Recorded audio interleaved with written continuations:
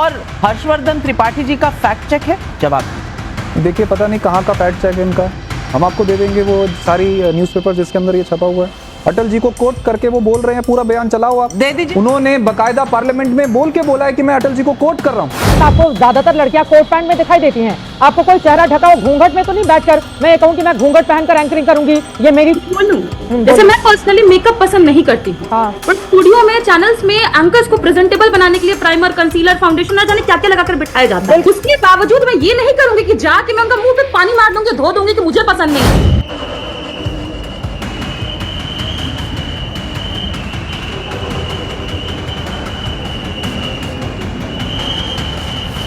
आपको हमने दिखाया था नेशनल हेराल्ड वाले मामले पर किस तरीके से पूरी भारतीय जनता पार्टी और खासकर मोदी शाह ने मिलकर गांधी परिवार पर लंबे समय तक आरोप लगाए थे। लेकिन क्या हुआ, आखिरकार कह दिया गया कि ईडी की चार्जशीट पर किसी भी कीमत पर सुनवाई नहीं की जाएगी। ईडी जांच करना चाहे तो करती रहे, कोर्ट ने मना कर दिया, यानी धराशायी हो गया वो मामला। लेकिन आज मामला वही नहीं है। 24 घंटे में एक और तगड़ा झटका लगा है वही जांच एजेंसियों को, जिन जांच एजेंसियों का इस्तेमाल सरकार विपक्ष के खिलाफ करती है। जी हां, अब सीबीआई को तगड़ा झटका लगा। कैश फॉर क्वेरी वाला मामला था महुआ मोइत्रा के खिलाफ। महुआ मोइत्रा वही है जो संसद के अंदर कई दफा मोदी और शाह दोनों के लिए असहज स्थिति पैदा कर देती है। अपने सवालों से अचानक से एक मुद्दा उठाया और खास तौर पर निशिकांत दुबे को लगाया गया था कि दिन रात सवाल पूछते रहो, और सीबीआई उसके बाद एक्टिव हुई थी। लेकिन इस पूरे मामले में बड़ी राहत मिली है। महुआ मोइत्रा को क्या हुआ, कैसे धराशायी हुआ केस वो दिखाऊंगा। संजय सिंह का एक बयान बहुत सुनाई दे रहा है संसद के अंदर, राम वाला मसला, वो बताऊंगा, सुनाऊंगा भी। लेकिन क्या वो उन्होंने अपने मन से बनाया था? इसकी जैसे ही पोल खुली है तो अचानक से राम भक्ति जिनके मन में जागी है वो मुंह छिपाकर भागे हैं। दिखाऊंगा जिनके मन में राम भक्ति जागी है, क्योंकि इनकी ही पार्टी के बड़के नेता का वो बयान था जो संजय सिंह ने दोहराया था, कहा सदन के अंदर। और तो और दिन रात हमेशा नीतीश कुमार के उन बयानों का समर्थन करने वाली चित्रा त्रिपाठी को ऐसा जवाब मिल जाएगा, ये उन्होंने सोचा भी नहीं होगा। क्या हुआ, और भी कई महत्वपूर्ण खबरें दिखाते चल रहा हूं। नमस्कार, मैं हूं प्रज्वल गौतम और आप देख रहे हैं the live TV. The live TV, सच सबसे आगे। सबसे पहले ये खबर देखिए, बहुत बड़ी खबर है आज की है। महुआ मोइत्रा के खिलाफ सीबीआई का कैश फॉर क्वेरी का केस धराशायी हो गया। हुआ क्या, नेशनल हेराल्ड के बाद विपक्ष को दूसरी राहत। दरअसल ये दावा किया गया था कि महुआ मोइत्रा को महंगे गिफ्ट्स वगैरह एक बिजनेसमैन ने दिए थे। इसके बदले महुआ मोइत्रा ने, जो आरोप था, दरअसल हर एक जो सांसद होता है उसको एक पर्टिकुलर उसका पासवर्ड और यूजर नेम मिलता है, जिसके जरिए वो पार्लियामेंट के जो इंटरनल चीज है उन्हें एक्सेस कर सकते हैं। ठीक है ना, हर कोई, हम और आप नहीं कर सकते, सिर्फ एमपी कर सकते हैं, सांसद। तो वो इनका दावा किया गया कि वो पासवर्ड और यूजर आईडी ये दोनों उस व्यक्ति को दे दी थी, और उसके बदले उस व्यक्ति ने इनको मोटी मतलब महंगे महंगे गिफ्ट्स दिए। ऐसे आरोप महुआ मोइत्रा पर लगे थे। इसी को कहा गया था कैश फॉर क्वेरी, और उस आधार पर संसद के अंदर उन्होंने कई सवाल ऐसे पूछे थे जो पूछे उनके दिल के नहीं थे, महुआ मोइत्रा के, मैंने पूछवाए गए थे, ऐसा आरोप लगा। अब क्या है, कैश फॉर क्वेरी केस में टीएमसी की सांसद महुआ मोइत्रा को दिल्ली हाईकोर्ट ने बड़ी राहत दे दी है। दिल्ली हाईकोर्ट ने सीबीआई को चार्जशीट दायर करने की मंजूरी वाले लोकपाल के फैसले पर रोक लगा दी, और 1 महीने के भीतर महुआ की दलीलों पर ठीक से विचार कर फैसला लेने के लिए कहा गया है। अब आप अंदाजा लगाइए कैसे कैसे ये सवाल पूछने वालों को घेरते नजर आते हैं। अच्छा, एक आपने संजय सिंह का बयान सुना होगा। मुझे पूरा भरोसा है संजय सिंह के बयान से कई लोगों की भावनाएं आहत होंगी। मेरी भी हो गई आहत, मेरी भी हो गई। लेकिन क्या भावनाएं सिर्फ संजय सिंह के बयान से होनी चाहिए, या उनके एक बड़के नेता जिनको भारतीय जनता पार्टी नकार दे वाजपेयी जी को? जी हां, जिस राम और शब्दावली, और हाल ही में आपको याद भी होगा, राम जाते हैं या फिर कौन से जाते हैं, ये जब बोला गया था शर्म आई थी उनको भी, या संत का चोला उड़ी थी, इसलिए उनसे कोई दिक्कत नहीं थी बीजेपी को। मैं कह रहा हूं ना, ये जब करें, ये राम का अपमान कर दें, ये गाय का अपमान कर दें, ये देश के बारे में कुछ भी बोल दें, कुछ भी कर दें, वो अपने हैं, वो कर सकते हैं, तुम नहीं कर सकते हो, है ना। सुनिए क्या था। मोहम्मद जुबैर ने लिखा, भाई I support Narendra Modi in parliament.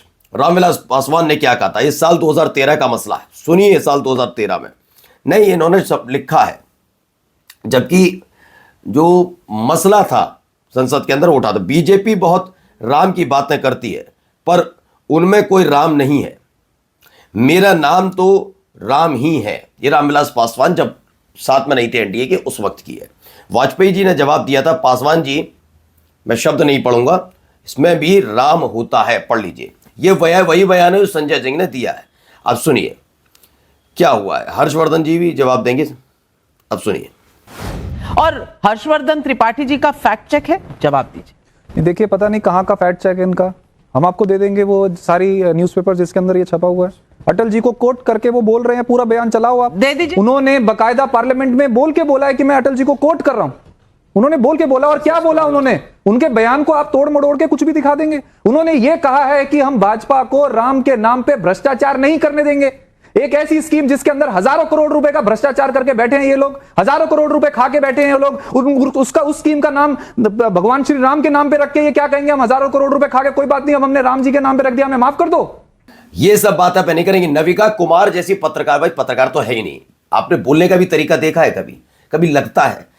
अब आप देखिए ऊपर से ये हर्षवर्धन जैसे लोग, ये सत्ता की चाटुकारिता करने वाले, वरना इतने बड़े मसले पर सच्चाई बोलनी चाहिए, फैक्ट चेक करेंगे। फैक्ट चेक है ही क्या, वही वाली बात हो गई, याद है, सोना निकालो, इधर से आलू डालो, उधर से सोना निकालो।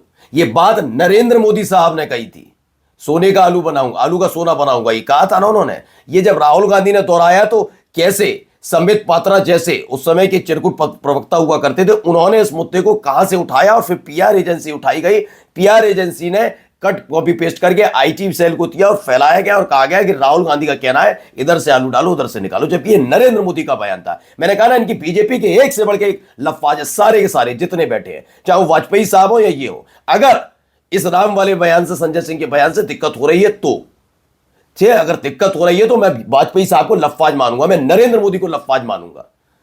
आपके नेता दें बयान, उसे कोई कोट कर दे, फिर उतर आती है आपकी वो घिनौनी, वो आईटी सेल और ये बिके हुए ईमान वाले पत्रकार है ना, शर्म नहीं आती, काले पोत देनी चाहिए ऐसे पत्रकारों पे जो कोर्ट के उस वाले शब्द को हटाकर सिर्फ उतनी चीज पर डिबेट भी करने बैठ जाता है। शर्म आनी चाहिए, धिक्कारते हैं ऐसी पत्रकारिता को। आइए अब जरा देखिए, एक धिक्कार यहां भी चल रही है, जरा देखिए क्या कहा जा रहा है।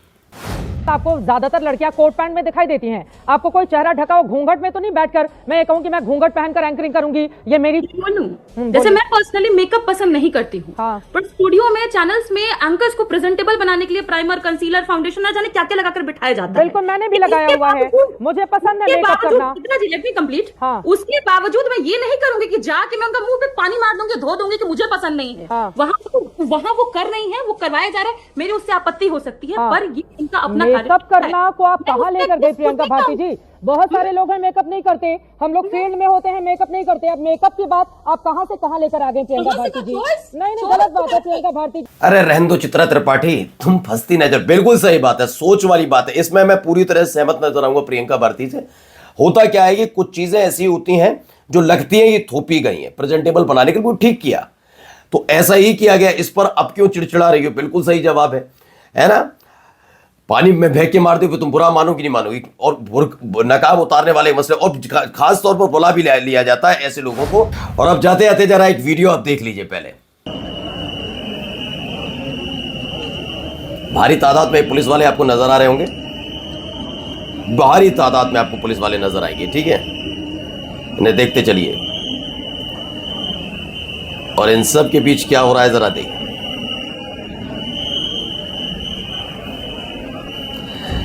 इसको लेकर जो दावा किया गया है, ये लिखा है अभिषेक उपाध्याय ने, बाअदब, बामुलायजा, होशियार, लोकतंत्र का सबसे खतरनाक कैदी तशरीफ ला रहा। कौन है?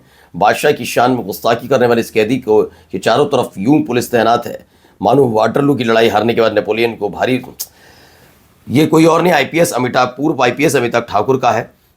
ये देखिए लाया कैसे जा रहा है उनको, कितनी पुलिस है। अब देखिए ये है स्थिति, ये हालात बने हुए और ऐसे आता है रामराज। समझ गए? नमस्कार।